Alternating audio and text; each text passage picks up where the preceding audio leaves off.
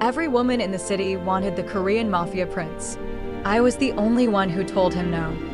He cornered her in the university library, both hands against the wall on either side of her head, his face inches from hers.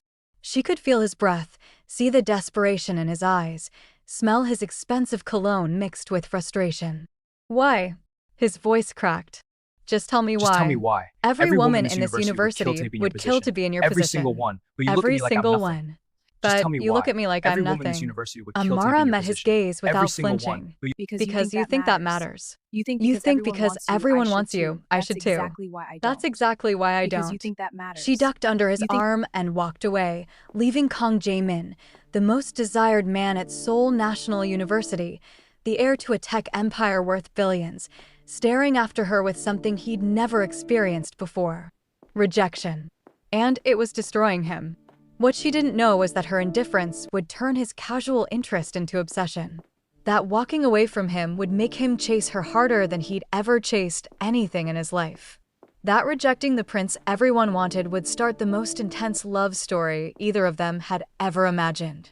If you've ever been told you should want something you don't, hit that subscribe button right now because this story is about a woman who refused to fall at a man's feet just because everyone else did. Drop a comment telling me if you've ever rejected someone everyone thought you should want.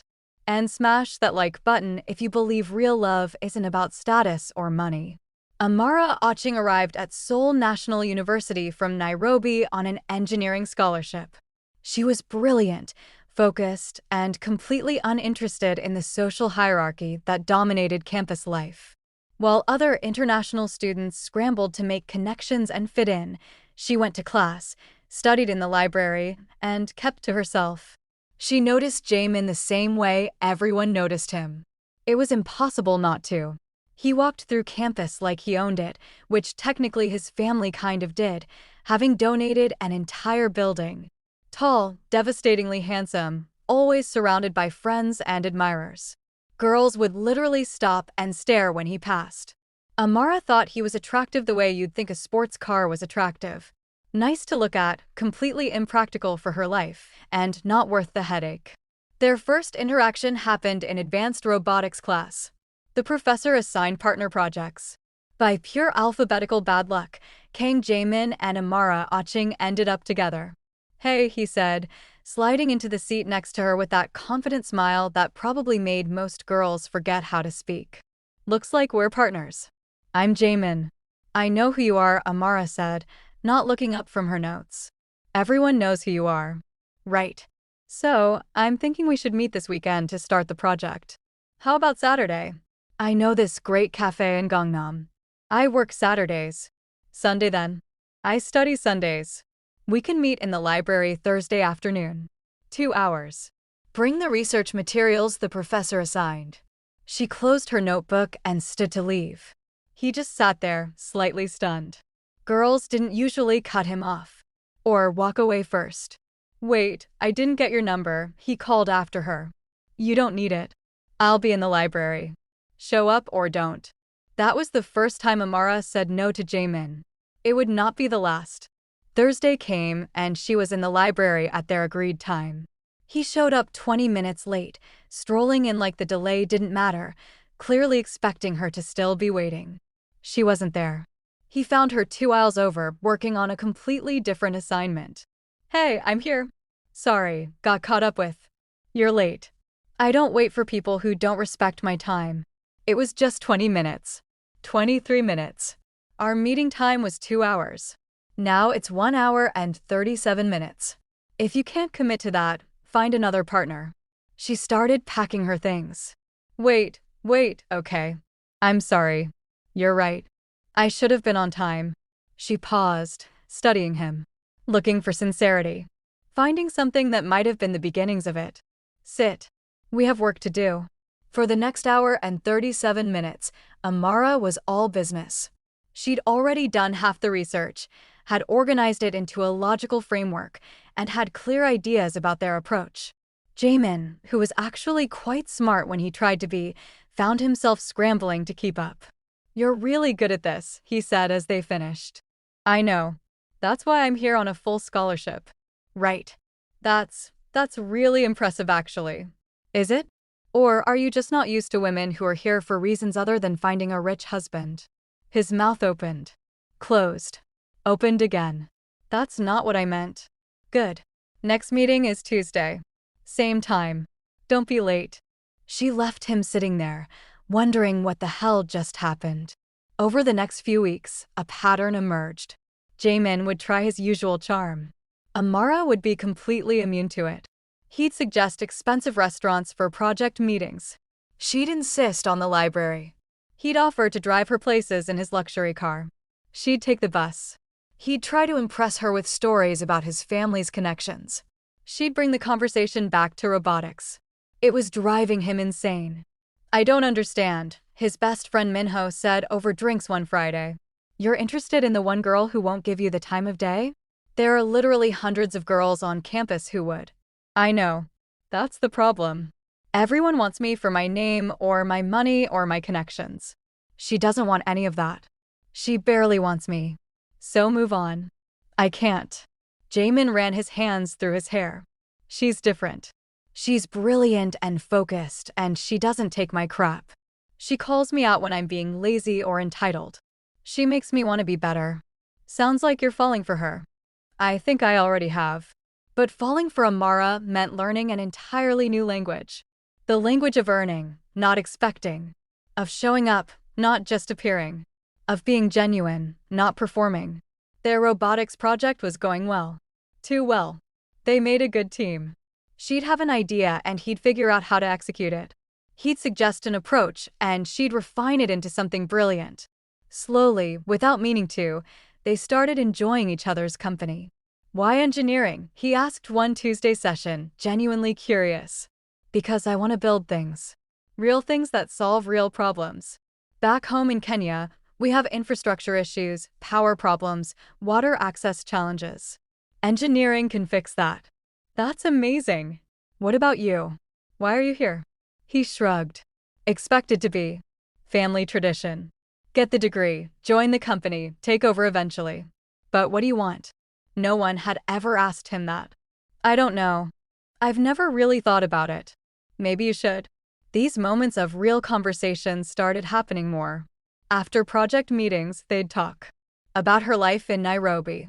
His pressure from family expectations. Her dreams of starting an engineering firm. His secret love of photography that his father called a waste of time. One evening, as they packed up their materials, he took a chance. There's a photography exhibit opening tomorrow night. Would you want to come with me? Is this for a class? No, I'm asking you on a date. I don't date. Ever. I don't have time. I'm here to study, graduate, and go home to build my career. Dating would be a distraction. What if it wasn't a distraction? What if it was just two people enjoying something together? Jaemin, I'm not going to be another girl who falls for you and then gets her heart broken when you get bored. I wouldn't get bored with you. You're the least boring person I've ever met. No. Why not? Because you don't really want me. You want the challenge of getting the one girl who said no. Once I say yes, the challenge is gone and so is your interest. She was so wrong. And so right. And it made him want to prove her wrong even more. After their project presentation, which earned them the highest grade in the class, he tried again. Dinner? To celebrate? I don't think so. Come on, we make a great team. As project partners. That's done now. It doesn't have to be done. Yes, it does. She looked at him seriously. Jaemin, you're nice. And you're smarter than you pretend to be. But we're from completely different worlds. You're going to inherit a tech empire. I'm going back to Kenya to start from nothing. This doesn't work. It could work if you wanted it to. But I don't. I can't afford to want it. She walked away again. And again, he watched her go, feeling something crack in his chest. He didn't give up. He started showing up where she studied. Not to bother her, just to be near her. Reading his own books, working on his own assignments. Sometimes she'd ignore him. Sometimes she'd shake her head in exasperation. But sometimes, she'd smile just a little. You're persistent, I'll give you that, she said one day. I prefer dedicated. To what? Annoying me? To showing you I'm serious. About what? About you. About us. About wanting to know you. There is no us. There could be. Jaemin. She closed her book. What do you think happens here? You chase me, I eventually say yes. We date for a few months, and then what? Your family will never accept a girl from Kenya with no money and no connections. You'll eventually have to choose between them and me. And you'll choose them. Everyone always chooses security over risk. You don't know that. Yes, I do. Because I've seen it before. My cousin dated a Kenyan guy from a wealthy family. They loved each other. Until it was time to get serious and his family said no. Love isn't enough when the world is against you. Then we make our own world. She laughed, but it was sad. You're sweet. But you're naive. You've never had to fight for anything real. You don't know what it costs. Teach me. What? Teach me what it costs. Show me your world. Let me understand. Please. She studied him for a long moment. Why? Why do you care so much? Because every conversation with you makes me think. Every time you call me on my privilege, I see things differently. Every time you walk away, I want to be someone you'd choose to stay for. You make me want to be better than I am. That's not my job. I know. But maybe it could be your choice. Against every instinct, against every wall she'd built, Amara felt something shift. One coffee. That's it. And if you show up late or act entitled or do any of your usual prince behavior, I'm gone. His face lit up like she'd just given him the world. Tomorrow? 3 o'clock. I pick the place. Deal. She picked a tiny cafe in Hongdae that probably cost less than his daily coffee budget. He showed up 10 minutes early, in jeans and a simple shirt instead of designer everything. They talked for 4 hours. About everything. Her childhood in Nairobi. His pressure to be perfect. Her mother's fight to send her to university. His father's impossible standards. Her fears about the future. His fears about never being enough. Can I confess something? He said as evening fell. I've been on hundreds of dates. But I've never actually talked to someone like this. Like what? Like they're a real person and I'm a real person and we're just connecting. Usually I'm performing. Being the guy I think they want. But with you, I can't do that. You see right through it. Is that why you like me? Because I won't let you hide. I think I like you because when I'm with you, I don't want to hide. She felt her walls cracking. Felt herself wanting to believe him. This is dangerous, she said quietly. What is? This. You. The way you make me want things I can't have. Why can't you have them? Because I'm practical. Because I know how the world works. Because. He reached across the table and took her hand. What if you stopped thinking about how the world works and just thought about how we work? We don't work. We're impossible. Then let's be impossible together. She should have pulled her hand away. Should have ended it right there. But his hand was warm and his eyes were sincere, and for the first time in her carefully planned life, she wanted to take a risk. One more date, she said. But I'm still not your girlfriend. Yet? Don't push it. 1 date became 2. 2 became 5. 5 became losing count because they were together constantly. He took her to a traditional Korean cooking class where they laughed so hard at their terrible kimchi that the instructor kicked them out. She took him to a community center in a less wealthy part of Seoul where she volunteered teaching kids basic engineering concepts. He watched her light up explaining circuits to 12-year-olds and fell even harder. For 2 months, they existed in a bubble where the rest of the world didn't matter. Where his family and her plans and the impossible logistics of their different lives didn't exist. Then his family found out. His mother called him home for dinner. Both parents sitting at the formal dining table, serious expressions. We hear you're dating someone, his father said. Not asked. Said. Yes. Who is she? Which family? She's not from a family you'd know. She's an engineering student from Kenya. From where? His mother's voice could have frozen water. Kenya. She's here on scholarship. She's brilliant, she's kind, You're dating a foreign scholarship student? His father's voice was ice.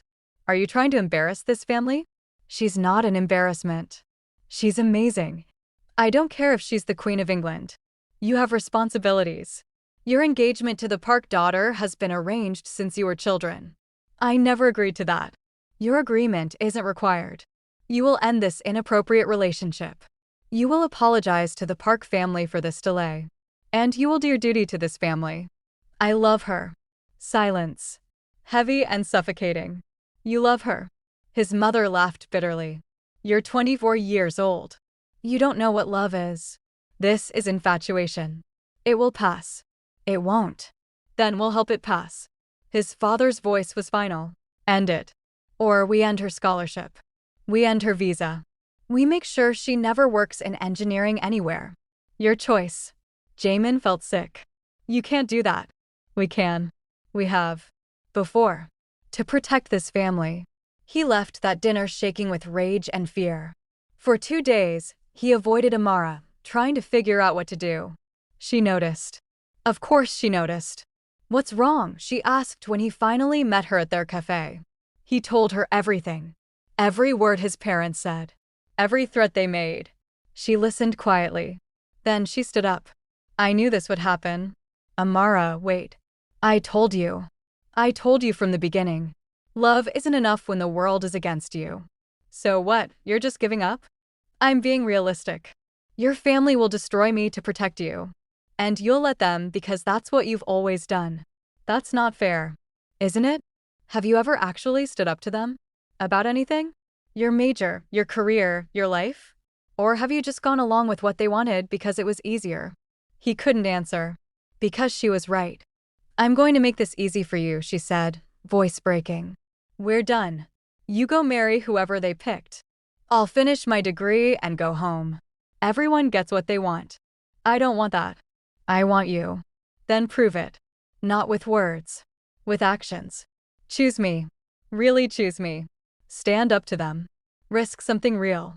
She left. And this time, when she walked away, he didn't watch. He was too busy trying to figure out if he was brave enough to do what she'd asked.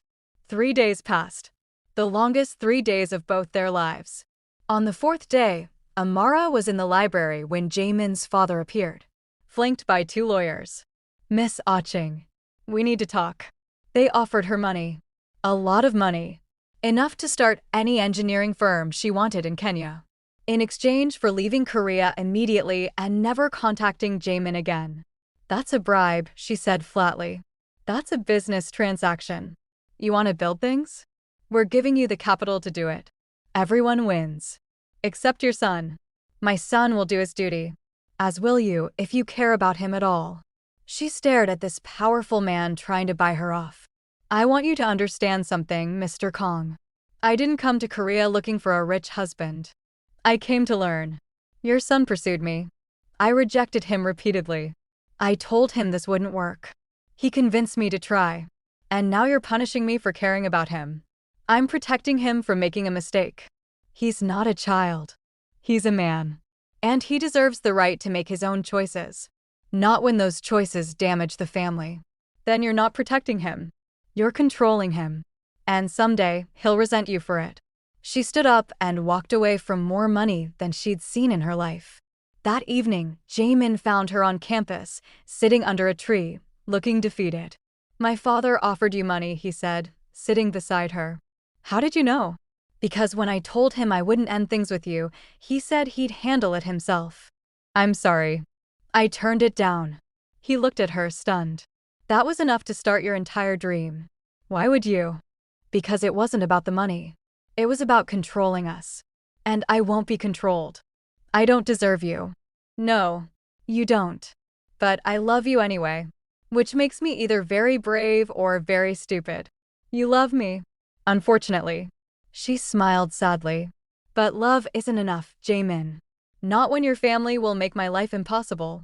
Not when staying with you means losing everything I worked for. What if I gave up everything? What? He took her hands. What if I walked away from the company? From the inheritance? From all of it? I talked to a lawyer.